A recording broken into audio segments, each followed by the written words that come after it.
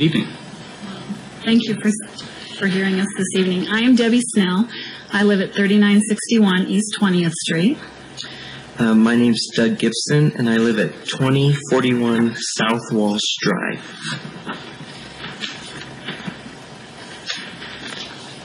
We are here to talk about our concerns. We back up to the property that wants to be swapped for the bridle trail.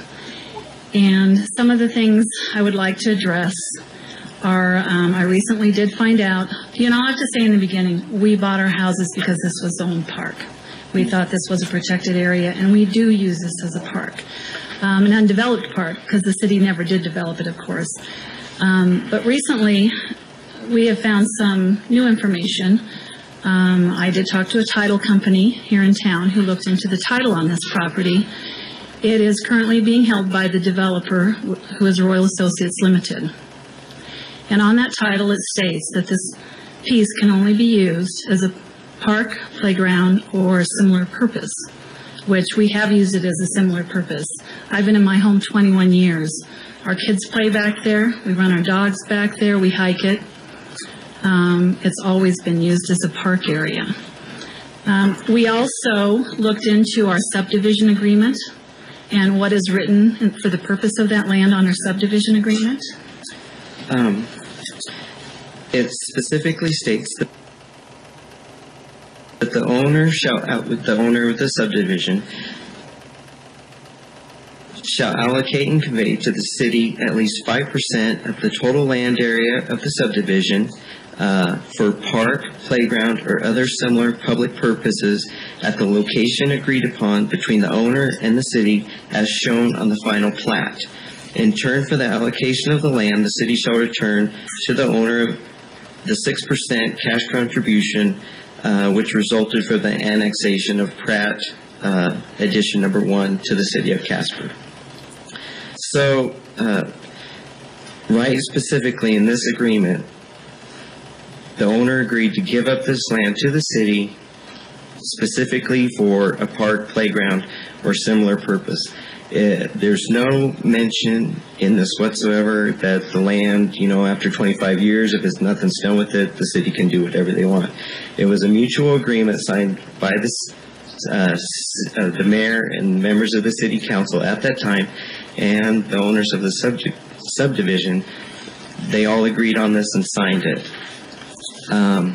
This would be the same as going against this original agreement. If the Reeds, which I believe own the area that around the bridle trail, decided to say, we're not the original owners. We didn't really agree to the original easement, so now we're just, it's our property. We're closing everything off. They can't do that because of the original easement that was granted back in 1937. So violating or going against this original contract between the city and the subdivision contractor, to me there doesn't seem to be a way on how you could do that. Because then the Reeds could come and say, well, we're not honoring the original easement for the bridle trail. If I may, Mr. Lubin, will you have an opportunity to check into these matters before our public hearing on the 5th? Yes.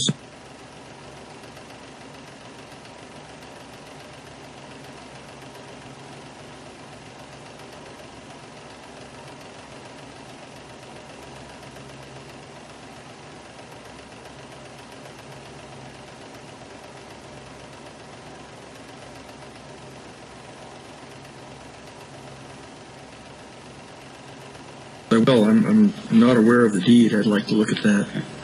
Can you provide us with a copy of those things? Okay, thank you. Sure. And because of the job that I do a lot of looking up for court documents and going to the clerk's office and researching this stuff. And I gathered every document related to the property in this Pratt Number 2 subdivision that I could. And there's not very many documents, but, they're specific on what they say as to what the purpose of that land was to be used for. And I haven't come across anything that goes against that or says anything different. Okay, we'll check into those things. And I was told that when this was developed in the beginning in 77, that the city put forth that Mock and that group that owned Royal Associates was required to set aside 5% of each development. The piece behind us includes Pratt 1 and Pratt 2. That's why it's a little bit bigger piece. So it's the 5% of each of those. And they were required to set that aside for park. You can look into those things as well, Mr. Lubin. Also, I've been in my home 21 years, so I had to dig through my paperwork.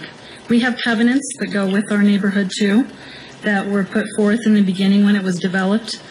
And also in our covenants, it says no manufacturing, commercial business, or other enterprise, including any religious undertaking or activity of whatsoever kind of nature, including churches, religious meeting, or gathering places. So we have covenants in place that you cannot turn this into commercial property. I did talk to Kelly Reed as to what their intents were. She did inform me they will sell it to a developer, and I know most likely that developer will want to use it for commercial use.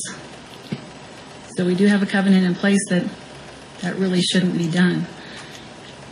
In regards to the easements on the bridle trail, I did ask for a copy of the appraisal, which was interesting to see.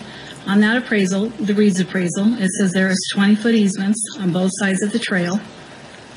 And from what I see on that appraisal, I don't think we'll ever lose being able to access the bridle trail because of those easements that are in place. When I asked her about the campground, which I saw in the news release, she said, oh no, we're going to have restrictions. No campground, no parking lots, no roads. It'll just be trail use. I question why we're doing this if we already have trail use through those easements. And she also said to me that they had been hoping to get $600,000 to $800,000 for this piece of land, which is quite a bit less than that $1.7 million that the appraisal came up with, which was also done by subdividing it into 14 lots and comparing it to 2-acre lots on Garden Creek.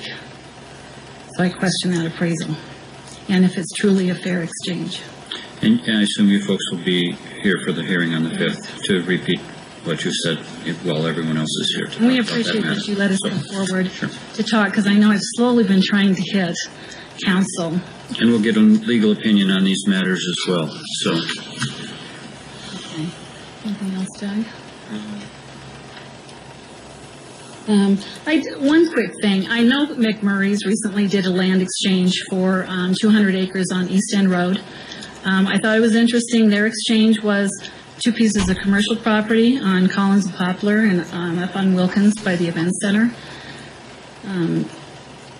So I question, why give a piece that backs up to residentials? I mean, it backs up to our fence line. And when we had bought our homes with the intention of the zoning parked behind us, and why something else can't be offered to the Reeds in place of this also. And, yes. Most people don't check stuff, when they're buying their houses, like what's going on around them or whatnot. But when we were buying that house, we were looking at another house over off of Wolf Creek. And the Wolf Creek house had lots of land behind it, wide open. And my specific question to the realtor was like, well, who owns that? Are they going to build back there? And, our realtor said, I believe it's private, so, anything could happen. So we decided not to go forward with buying that place because we didn't want, 3 years down the road to, who knows what's behind us. When we looked at our place on 2041 South Wash, I specifically, before we bought it, came to the courthouse and looked on the MT plats to see who owned that land and what it was. And when I saw that it was designated a historic park, I felt safe that I looked 2 or 3 years down the road and see, new buildings popping up behind our house. So that park was a factor for us being where we're at. Yeah, I'll have to admit, I was not looking for a 1979 mock bi-level when I moved back to town. That land was a huge factor in buying my home 21 years ago. And if we have development back there, particularly commercial, it is going to greatly lower the value of our homes. I don't have anything. I don't really have anything else either. I appreciate you letting us. Yeah, Thank you. we'll be seriously considering all of this on first reading on the first. So, but Mr. Libben, you'll have an opportunity to look into those matters.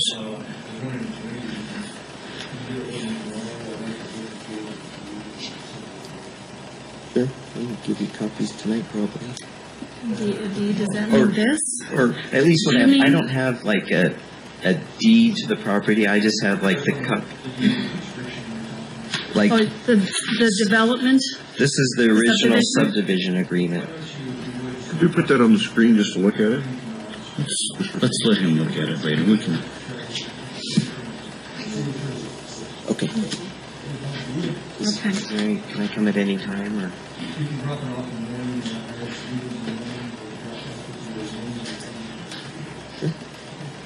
Thank you very much. Thank you. We do have a work session scheduled on the 22nd.